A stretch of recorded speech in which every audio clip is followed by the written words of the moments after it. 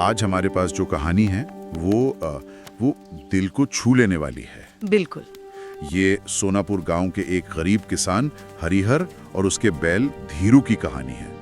और ये रिश्ता मतलब किसी भी इंसानी रिश्ते से कम नहीं है। हाँ, और ये मुंशी प्रेमचंद की जो यथार्थवादी शैली है उससे बहुत प्रेरित लगती है। आज हम सिर्फ कहानी ही नहीं सुनाएंगे, बल्कि ये समझेंगे कि मेहनत, स्वाभिमान और एक बेजुबान जानवर की भावनाओं के बीच का जो संघर्ष है वो असल में दिखता कैसा है। तो चलिए शुरुआत उस रिश्ते से ही करते हैं।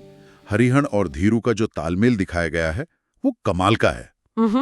धीरू सिर्फ एक जानवर नहीं है, वो हरिहर की धीरे धीरे चलो उम्मीदों खेत का को तैयार सहारा करें। है। एक हाँ, जगह बढ़िया, लिखा भी है मिट्टी अच्छी कि तरह खेतों पलट की रही है। मिट्टी जैसे धीरू के खुरों से परिचित थी। हाँ, और ये लाइन ये उनके बीच के असाधारण तालमेल को दिखाती है। उनका रिश्ता सिर्फ जरूरत का नहीं था, बल्कि गहरे अपनेपन का था। लेकिन फिर कहानी में एक मुश्किल मोड़ आता है। ओलों के वजह से पूरी फसल बर्बाद हो जाती है।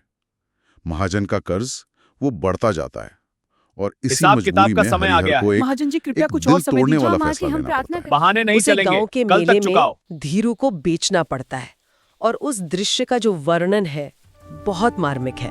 बहुत। जहां हरिहर अपने बैल से नजरें चुरा रहा है और धीरू की आंखें उसे ढूंढ रही हैं। हरिहर रुपया और दो, आखिर में अब और इंतजार धीरू नहीं। को लालचंद महाजन जी, नाम मेरे पास के अभी एक, पैसे नहीं हैं। तो एक गाय ले कठोर जाऊंगा। मालिक को बेच दिया नहीं। जाता है। और नए मालिक के घर धीरू की जिंदगी तो जैसे पूरी तरह से बदल जाती है। बिल्कुल। उसे प्यार की जगह डंडे और बस रूखा सूखा चारा मिलता है। यहाँ एक बहुत जरूरी बात पर ध्यान दिलाया गया है। धीरू मेहनत तो पहले जैसी ही कर रहा है, पर अब उसकी मेहनत की कोई कदर नहीं है। सिर्फ नतीजे की परवाह है।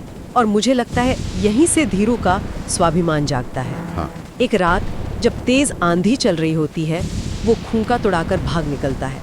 अब सोचिए, उसे पता भी नहीं कि वो कहाँ जा रहा है। बस उसे लौटना है। उसे बस उस जगह लौटना है जैसा कहानी में लिखा है, जहां उसकी आंखों में देखकर कोई उसका हाल पूछता था। क्या बात है।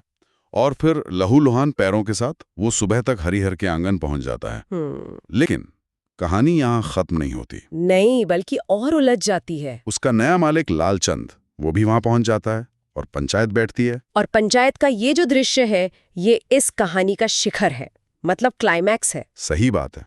जब शब्दों से, तर्कों से कोई फैसला नहीं हो पाता, तो धीरू खुद गवाही देता है। ये बहुत दिलचस्प है। पंचायत के कहने पर जब उसे आगे बढ़ने को कहा जाता है, तो वो सीधा हरिहर के पास जाकर रुक जाता है। एक बेजुबान की मौन गवाही, जिसे सबने समझा, और पंचायत का फैसला होता है कि धीरू हरिहर के पास ही रहेगा। कहानी का अंत बहुत खूबसूरत है। हरिहर और धीरू का रिश्ता पहले से भी ज्यादा मजबूत हो जाता है और हरिहर एक बात सीखता है। क्या? कि मेहनत के साथ दया और स्वाभिमान भी जरूरी हैं। तो इस कहानी से मुख्य टेक अवे क्या है? ये सिर्फ एक किसान और उसके बैल की कहानी तो नहीं है। नहीं, बिल्कुल नहीं। ये कहानी एक जरूरी सवाल उठाती है। क्या भावनाएं, वफादारी और स्वाभिमान जैसी चीजें, क्या ये सिर्फ इंसानों तक ही सीमित है? सोचने वाली बात है। और शायद जब हम किसी बेजुबान जीव की गरिमा और उसके मौन प्रेम का सम्मान करते हैं, तो क्या हम असल में अपनी ही इंसानियत को और मजबूत नहीं कर रहे होते?